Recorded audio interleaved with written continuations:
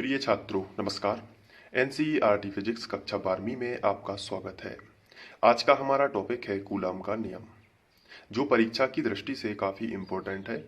तो आइए जान लेते हैं कि एग्जाम में क्वेश्चन किस तरीके से पूछा जाता है। तो यहाँ पे क्वेश्चन इस तरीके से आ सकता है, बिंदु आवेश संबंधी कूलाम के नियम को समझाइए तथा एकांक आवेश की परिभाषा दीजिए। क्वेश्चन दूसरे तरीके से भी पूछा जा सकता है, जिसमें यहाँ पे लिखा हो सकता है, बिंदु आवेशों के मध्य लगने वाले आकर्षण और प्रतिकर्षण बल को समझाइए और साथ में एकांक आवेश की परिभाषा दीजिए। या फिर आपसे डायरेक्ट भी पूछा जा सकता है, कूलाम का नियम लिखिए। तो ये कूलाम का जो नियम है ये कूलाम ने ही दिया था और ये बल के संबंध में नियम दिया गया है। अब किस तरीके का नियम है और एग्जाम में आपको किस तरीके का आंसर लिखना है, आइए ये सब देख लेते हैं। तो आप सभी जानते हैं कि अगर धन आवेश और धन आवेश, जिन्हें हम बोलते हैं समान आवेश या सजातीय आवेश, दूसरी तरफ ऋण आवेश और ऋण आवेश, ये भी समान आवेश हो गए और इन्हें भी हम बोलते हैं सजातीय आवेश। लेकिन अगर हम बात करें धन आवेश और ऋण आवेश की, तो ये जो है आपस में असमान है।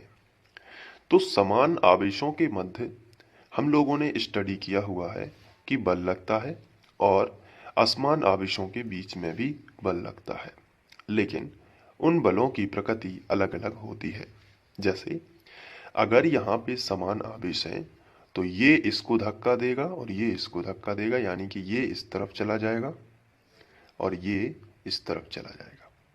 तो आपस में दूर हटने की घटना, जिसे हम बोलते हैं प्रतिकर्षण, प्रतिकर्षण, और इसे इंग्लिश में बोलते हैं रिपेल करना। इसी तरीके से इन दोनों चार्जेस में भी होगा, और ये कब कब होता है, जब चार्जेस बिल्कुल समान हो, लाइक चार्जेस। तो ये भी समान चार्ज है, तो ये इसको धक्का देगा इस तरफ और ये इसको धक्का देगा इस तरफ, और इस घटना को बोलते हैं प्रतिकर्षण। और अगर हम नीचे वाले में देखें तो ये है अनलाइक चार्जेस, यानी कि असमान चार्ज। तो ऐसे में ये इसको अट्रैक्ट करेगा, ये इसको, यानी कि ये आपस में चिपक जाएंगे, यानी कि इनके बीच में होगा आकर्षण। तो यही जो है प्रतिकर्षण और आकर्षण, ये हम पढ़ चुके थे। लेकिन जब ये इसको धक्का देता है और ये इसको धक्का देता है या आपस में जुड़ते हैं, तो अगर हम बात करें धक्का देने की, तो कितने बल के साथ ये धक्का देता है, ये बल किस किस चीज पर डिपेंड करता है, किस किस चीज पर निर्भर करता है, ये बताया था कूलाम ने। और ये बताया गया था सन 1785 में। और ये नियम पूरी तरीके से प्रायोगिक है, यानी कि प्रायोगिक का मतलब क्या होता है, प्रयोग किए गए और फिर नियम बनाया गया। वो प्रयोग क्या थे, आइए समझते हैं। ये बात है सन 1785 की, जब कूलाम ने दो चार्जेस लिए।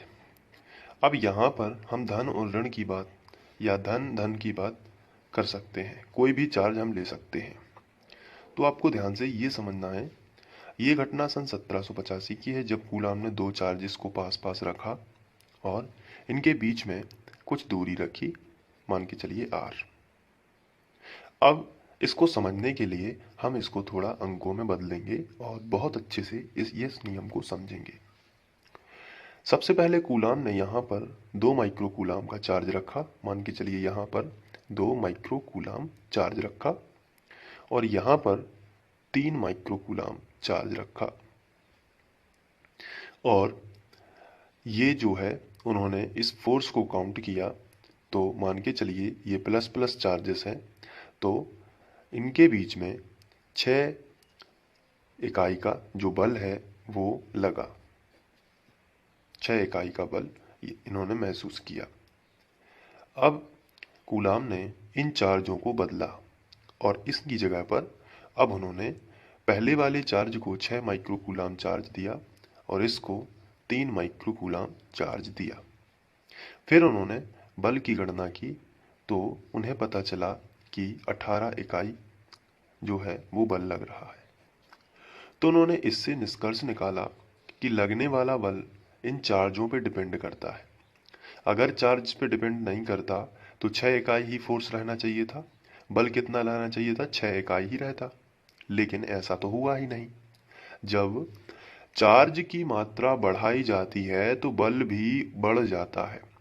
लेकिन यहाँ पर विशेष बात ये थी कि बल कितना होता है, उन चार्जों के गुणा के बराबर। यानी कि आप देख सकते हैं 2 तिया 6, चार्ज 3 और 2 की जोड़ी में था, इसलिए उन जोड़ी का गुणा होके 6 बन गया बल। अब चार्ज 6 और 3 की जोड़ी में था, इसलिए उनका गुणा होके बन गया 18। तो कूलाम ने एक निष्कर्ष निकाला कि जो बल है वो चार्जों के मान यानी कि Q1 और Q2 अगर बात करी जाए तो उनके मान के गुणनफल के अनुक्रमानुपाती होता है। अनुक्रमानुपाती मतलब इसी अनुपात में बढ़ता है। यानी कि अगर इसको बढ़ाया जाए तो ये बढ़ जाता है, इसलिए हम इसे सामने लिखते हैं। तो Q1 इंटू Q2 समानुपाती हो गया F। ये कूलाम ने निष्कर्ष निकाला अपने प्रयोग से। दूसरी बार उन्होंने दूरी के साथ में प्रयोग किया। उन्होंने क्या किया, इन चार्जों के बीच में अभी दूरी है इतनी, अब इन्होंने इस दूरी को बढ़ा दिया, यानी कि इस चार्ज को उठा के यहाँ पे रख दिया। फिर फोर्स काउंट किया तो ये बहुत ही कम हो जाता है, लगभग 1 हो गया या उससे भी कम हो गया। और बार बार प्रयोग करने से उन्होंने पता लगाया कि जो बल है वो दूरी के वर्ग के व्युत्क्रमानुपाती होता है। यानी कि लगने वाला बल दूरी के जो दूरी होती है उसके वर्ग के बराबर कम हो जाता है। यानी कि दूरी अगर 2 है तो 2 से दूरी कितनी करी जाए, 4। दूरी समझना आप ध्यान से। अगर अभी दूरी कितनी है, 2, तो ये बल कितना है, 6। मान के चलिए कितना है, 6। लेकिन दूरी को बढ़ा के 4 कर दिया जाए तो इसका वर्ग कितना होता है, 4 का वर्ग 16 होता है। तो बल 16 गुना कम हो जाएगा। इतना तेजी से घटता था। तो उन्होंने बताया कि लगने वाला जो बल है वो कम तो होता है, यानी कि 1 के बटे में लिखना पड़ेगा, कम होता है।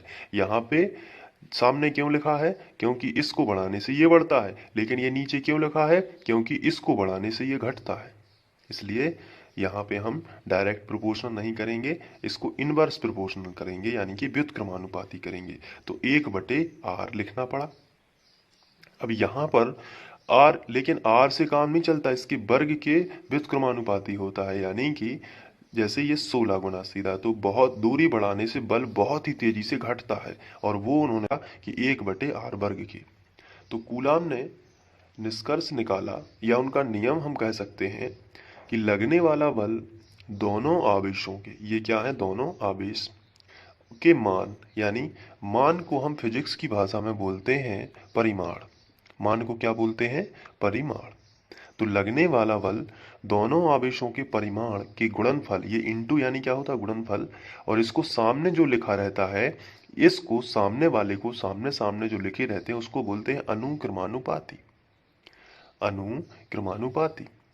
और जो 1 के बटे में लिखा रहता है उसे बोलते हैं व्युत्क्रमानुपाती।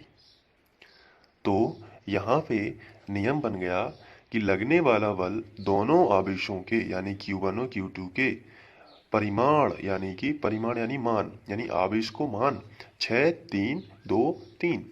तो लगने वाला बल दोनों आवेशों के परिमाण के गुणनफल के अनुक्रमानुपाती तथा उनकी बीच की दूरी के, यानी r के वर्ग के, और 1 के बटे में लिखा है तो व्युत्क्रमानुपाती।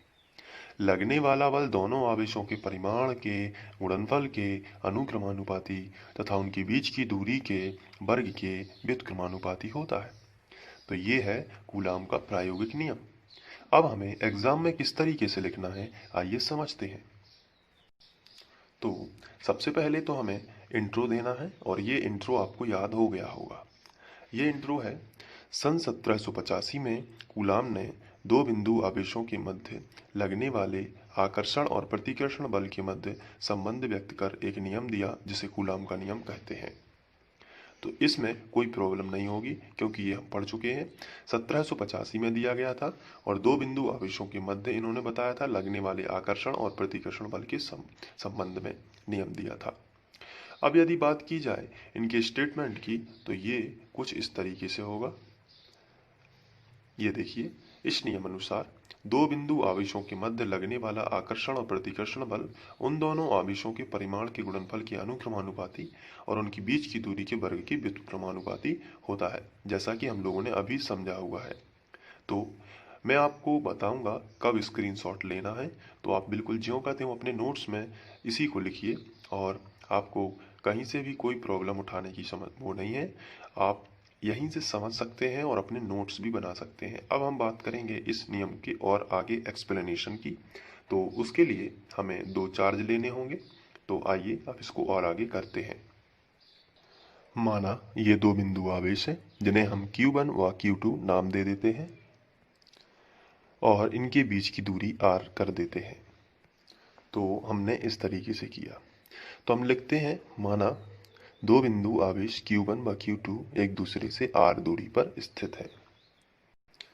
तो इस तरीके से हमने लिख लिया। अब कूलाम ने बताया था, तो कूलाम के नियम से, तो कूलाम के नियम से लगने वाला जो बल है वो F है और वो प्रायोगिक है। तो किस तरीके से था, लगने वाला बल दोनों आवेशों के परिमाण के गुणनफल के अनुक्रमानुपाती यानी कि Q1 इंटू Q2, और साथ में उन्होंने बताया था कि जो बीच की दूरी होती है उसके वर्ग के तो व्युत्क्रमानुपाती होता है। अब इन दोनों को मिला देते हैं, तो यहाँ पे लिखेंगे उपरोक्त दोनों को मिलाने पर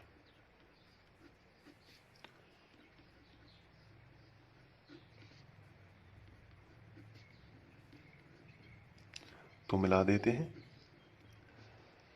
तो यहाँ पे देखिए ये ऊपर लिखे हुए हैं और ये एक के नीचे लिखे हुए हैं, तो जब हम मिलाएंगे तो ऊपर का ऊपर ही रहेगा और नीचे की चीज़ नीचे ही रहेगी, यानी कि F समानुपाती ऊपर रहेगा Q1 Q2, यानी कि इसको ज्यों का त्यों लिख के और बटे में केवल लिख दिया r वर्ग, ये हमने इसको मिला दिया। तो ये है कूलाम का नियम। लेकिन कूलाम ने बताया कि बीच में अगर कुछ चीज़ें होती हैं जिससे फोर्स इफेक्टेड होता है, तो आइए उसको थोड़ा समझ लेते हैं। कूलाम कहते हैं कि अगर दो चार्ज हैं तो चार्ज से बनता है इलेक्ट्रिक फील्ड यानी विद्युत क्षेत्र, जिनके बारे में अभी तक आप थोड़ी से अनभिज्ञ हैं क्योंकि आगे पढ़ेंगे। तो हम यहाँ पे थोड़ा सा इसको समझ लेते हैं कि इस चार्ज के चारों ओर एक फील्ड बन जाता है। जैसे पृथ्वी के चारों ओर गुरुत्वाकर्षण क्षेत्र है जो कि दिखाई नहीं देता लेकिन होता है। पृथ्वी के चारों ओर क्या है, गुरुत्वाकर्षण क्षेत्र है। आप यहाँ पे इस तरीके से बना सकते हैं, जो दिखाई नहीं देता लेकिन इस अंदर में कोई भी वस्तु होगी तो पृथ्वी उसे खींच लेती है। इसी तरीके से चार्ज के चारों ओर भी एक क्षेत्र ही होता है जिसे हम कह सकते हैं विद्युत क्षेत्र, क्योंकि आवेश है विद्युत का क्षेत्र, इसलिए हम इसे विद्युत क्षेत्र बोल सकते हैं। तो ये जो एरिया है इसे हम बोल सकते हैं विद्युतशीलता, या फिर हम इसमें, तो इनके बीच में जो आकर्षण प्रतिकर्षण लगता है वो इसी क्षेत्र के कारण होता है। आगे जाके आप पढ़ोगे। तो इनके बीच में यदि हम मिट्टी का तेल रख दें या वायु ही रहे या फिर पानी रख देते हैं, तो कुछ भी यदि इनके बीच में हम डिस्टरबेंस करते हैं तो बल जो है वो कम होने लगता है। तो कूलाम ने यहाँ पे डिफाइन किया कि यहाँ पे कोई भी चीज़ रखी जाएगी तो वो नियतांक होगी, नियतांक के बराबर होगी, या दूसरे शब्दों में हम यूँ कहें कि उससे विद्युतशीलता घट जाती है, घटती है। तो या कोई भी चीज़ होती है तो विद्युतशीलता, और हम यहाँ पे एक बार बार विद्युतशीलता का उपयोग कर रहे हैं, मैं आपको थोड़ा यहाँ पे बता देता हूँ। विद्युतशीलता को हम एप्सिलॉन इस साइन से दर्शाएंगे और इसे हम बोलते हैं एप्सिलॉन। तो आप एप्सिलॉन इसे हम बोलेंगे और ये माध्यम पर निर्भर करती है इसलिए, और जब वायु की उपस्थिति या फ्री स्पेस है, वायु या निर्वात हो, तो हम एप्सिलॉन 0 यहाँ पे इसे बोलने लगते हैं, या एप्सिलॉन नॉट। तो अब यहाँ पे समझने वाली बात है कि विद्युतशीलता क्या होती है, घटती है। कब घटती है, जब माध्यम होता है। माध्यम, विद्युतशीलता यानी परमिटिविटी। तो ये क्या होती है, कम हो जाती है। और कम कोई भी चीज़ होती है, जैसे दूरी कम हो रही थी तो हम उसे 1/बटे में लिखते थे, इसलिए इसे भी हम क्या लिखेंगे, 1/बटे में, यानी कि इस तरीके से। तो क्योंकि ये कम होती है, विद्युतशीलता कम होती है अगर कोई माध्यम आता है, तो हम यहाँ पे लिखेंगे 1/ε0। इसका मान इस तरीके से होगा। लेकिन अगर यहाँ पे एक बात और सामने आती है, कि अगर इसका विद्युत क्षेत्र बनता है तो यह विद्युत क्षेत्र रेखाएं बनती हैं बहुत सारी। थोड़ा सा हम लोग डिटेल में पढ़ रहे हैं इसको। विद्युत क्षेत्र रेखाएं बनती हैं, तो क्या पूरी रेखाएं इस चार्ज के संपर्क में होती हैं? तो आंसर है नहीं, केवल एक ही रेखा इस चार्ज के संपर्क में होती है। तो एक रेखा और बाकी ये पूरी रेखाएं नहीं होती हैं। तो यहाँ पर यदि बात की जाए पूरे कोण की, तो पूरे चार्ज पर जो पूरा एंगल बनेगा जो चारों तरफ, वो होता है गोले का कोण 4 पाई। लेकिन उसमें से केवल एक रेखा ही इस चार्ज से कनेक्टेड होती है, बाकी नहीं होती है। तो एक का 4 पाई का हिस्सा नहीं होता, यानी कि 1/4 पाई। तो इस तरीके से 1/4 पाई ε0 ये पूरा कूलाम नियतांक के बराबर होगा। तो ये केवल समझने के लिए था। यदि समझ में भी नहीं आया तो आप याद भी कर सकते हैं सी का डायरेक्ट मान। तो अब हम कंटिन्यू यहाँ पे चलते हैं। तो समानुपाती यदि हटा देते हैं तो एक नियतांक आएगा जिसे हम कूलाम नियतांक सी दर्शाएंगे, और बाकी सब ज्यों का त्यों Q1 Q2 बटे R वर्ग। यहाँ पे सी के बारे में बता देंगे, जहाँ सी एक नियतांक है जिसे कूलाम नियतांक कहते हैं, और इसका मान भी लिख देते हैं। यहाँ पे ऐसा ही पद्धति में होगा C बराबर 1/4 पाई ε0। तो C की जगह पर ये हम रख देते हैं यहाँ पे। तो इसको यदि हम समीकरण 1 बना दें तो हम लिखेंगे C का मान समीकरण 1 में रखने पर। तो यहाँ से रख देते हैं तो F की वैल्यू मिलेगी, F बराबर C है, C की जगह पर ये लिख देते हैं 1/4 पाई ε0 इंटू Q1 Q2 बटे R²। तो ये हो जाएगी बल के लिए, और ये न्यूटन हम इसको दर्शाएंगे, इसकी इकाई। अब यदि बात की जाए कि इन दोनों चार्जेस के बीच में कोई परावैद्युतांक हो, जैसे मिट्टी का तेल, पानी, कोई धातु या वायु, तो इसके लिए हम मान लेते हैं यदि माध्यम का परावैद्युतांक K हो, तो परावैद्युतांक जब आता है तो भी फोर्स कम हो जाता है, और कम होता है इसलिए नीचे आएगा K। तो इन्हीं के साथ में आ जाएगा F बराबर 1/4 पाई ε0 इंटू K, और साथ में Q1 Q2 बटे R² न्यूटन। तो ये K क्या है, परावैद्युतांक। और परावैद्युतांक में जैसे धातु हो गई या फिर मिट्टी का तेल हो गया, मोम हो जाती है, इस तरीके से परावैद्युतांक। और मैं आपको इसकी सारणी प्रोवाइड करा रहा हूँ जिससे आप इनके मान भी याद कर सकते हैं। आपको यहाँ पे एक चीज़ और याद रखनी है, यदि CGS पद्धति की बात की जाए तो कूलाम नियतांक 1 होता है, यानी C बराबर 1। तो जब यहाँ पे 1 रखोगे तो F बराबर आएगा Q1 Q2 बटे R²। हमेशा याद रखना है CGS पद्धति में C का मान 1 होता है, इसलिए C बराबर 1 रखेंगे तो F बराबर Q1 Q2 बटे R² न्यूटन में आ जाएगा। और इसके साथ साथ जो हमने पढ़ा हुआ है अभी, अगर हम बात करें C बराबर, तो ये होता है 1/4 पाई ε0, और इसकी वैल्यू होती है 9 × 10⁹ ये आपको याद रखना है। कांस्टेंट जो कूलाम नियतांक है, इसका मान 9 × 10⁹ होता है, ये आपको हमेशा याद रखना है। और इसके बाद हम बात कर लेते हैं एकांक आवेश की। तो एकांक आवेश के लिए हमें कूलाम का वो समीकरण पहले लिखना होगा जो SI पद्धति में हमें मिला था। तो वो था F बराबर 1/4 पाई ε0 इंटू Q1 Q2 बटे R वर्ग, ये है। अब यहाँ पर हमें चार्ज एकांक कैसे मिलेगा, यानी Q का मान 1 आना चाहिए। तो आपको थोड़ा यहाँ पे फेरबदल करना होगा। यदि Q1 और Q2 दोनों बराबर हों Q के, तो 1 और 2 बराबर Q, इसका मतलब ये होता है कि लिए गए चार्ज बराबर हैं और जिनका दोनों का मान सेम है, यानी बराबर है।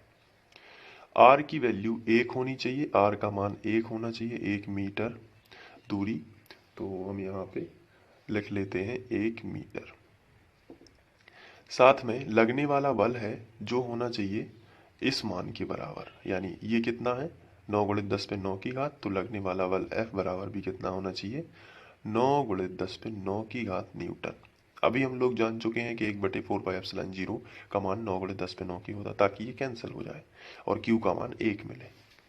तो चलिए F का मान रख लेते हैं, तब F का मान 9 गुणित 10 पे 9 की घात बराबर 1/4πε0 का मान होता ही है 9 गुणित 10 पे 9 की घात इंटू Q1 का मान भी Q है, आप देख सकते हैं, और Q2 का मान भी Q है। तो Q इंटू Q दोनों रख दिया, Q1 का मान भी Q रख दिया, Q2 का मान भी Q रख दिया। नीचे R का मान 1 है, तो 1 का हो जाएगा वर्ग। ये कैंसिल होगा, ये भी कैंसिल होगा, तो यहाँ पे 1 आ जाएगा। तो 1 बराबर Q का Q में करोगे तो आएगा Q वर्ग, और बटे 1 का वर्ग 1 ही होता है। 1 एकम 1, अगर त्रियक गुणा किया जाए तो Q वर्ग का गुणा 1 में करोगे तो Q वर्ग, और 1 एकम 1, वर्ग हटेगा तो वर्गमूल √1, और वर्गमूल से बाहर 1 ही आता है तो ±1, ये हो जाएगा एकांक चार्ज। तो इस तरीके से हम कह सकते हैं, अगर हम इसकी परिभाषा लिखना चाहें कि 1 कूलाम चार्ज क्या है, अगर बात की जाए 1 कूलाम चार्ज की, तो इसके लिए हम लिखेंगे कि अतः 1 कूलाम वह आवेश है जो अपने ही बराबर इसलिए क्योंकि Q1 Q2 बराबर Q लिया था, तो अपने ही बराबर एवं सजातीय आवेश, सजातीय मतलब समान, तो समान ही आवेश है, क्योंकि Q1 का मान भी Q था और Q2 का मान भी Q था, जो कि आप ऊपर देख सकते हैं। इसलिए हम यहाँ पे लिख रहे हैं सजातीय आवेश। तो सजातीय आवेश से वायु या निर्वात में केवल इतना ही मान होता है जो हम लोगों ने ऊपर लिखा है 1/4πε0, क्योंकि यहाँ पे k रहता था। तो वायु या निर्वात में k की वैल्यू होती है 1, धातु के लिए होती है k की वैल्यू अनंत, जो कि हम धीरे धीरे अभी पढ़ने वाले हैं। फिलहाल वायु निर्वात में k का मान 1 होता है, इसलिए हमने ये लिखा था। तो आप में उसमें कोई टेंशन वाली बात नहीं है। तो वायु या निर्वात में 1 मीटर की दूरी, यानी r का मान 1 लिया था, इसलिए हम लिखेंगे 1 मीटर की दूरी पर रखने पर उस पर 9 गुणित 10 पर 9 की घात न्यूटन का प्रतिकर्षण बल आरोपित होता है। इस तरीके से आपको ये एकांक चार्ज की परिभाषा भी लिख लेना है। तो ये होता है एकांक चार्ज और कूलाम का नियम समाप्त। अब आपको स्क्रीनशॉट लेना है, तो आइए मैं शुरू से आपको दिखा देता हूँ। स्क्रीनशॉट ले लीजिए।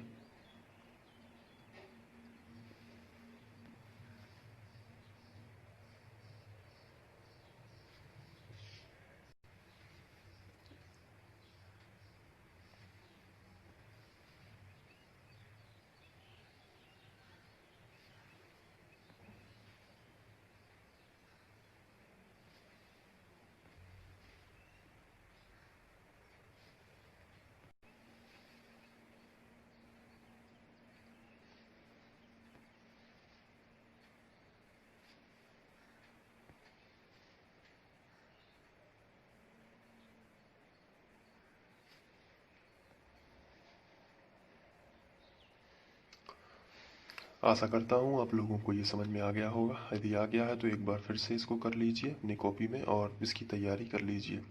Thank you. ये वीडियो आप free online coaching by Sandeep Khare के माध्यम से देख रहे थे।